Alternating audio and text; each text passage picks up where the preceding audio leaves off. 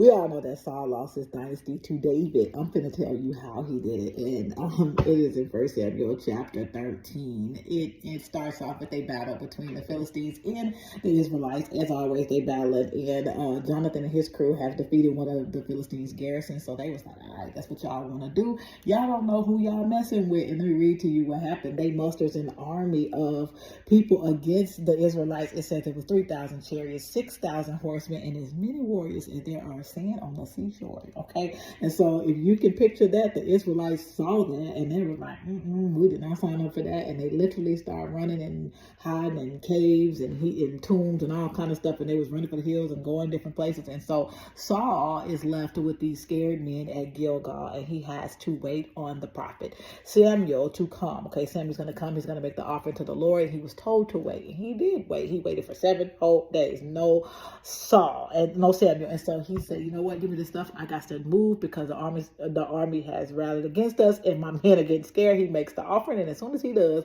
guess who shows up? Samuel shows up, and Samuel's like, what have you done? And so he goes into telling him his reasons for doing so. And let me read this part to you. He says, he thought to himself, I haven't asked the Lord for help. And so he says, so I felt obliged to make the burnt offering myself, that I and my going to get him in trouble. And so Samuel says to him, how foolish. Let me read to you what he says. He says, you have disobeyed the command of the Lord your God. Had you obeyed, the Lord would have established your kingdom over Israel forever. But now your dynasty must end, for the Lord has sought out a man after his own heart. Did you catch how he lost that dynasty? All right. He waited 7 whole days for Samuel. He did the offering to the Lord before he went into a battle, but he disobeyed God. Okay. Disobedience is what messed him up out of his blessing. Now, why did he disobey? Because his men were getting scared. Why were his men getting scared? Because of the army that was mobilizing against him. What does that show by him acting on his own?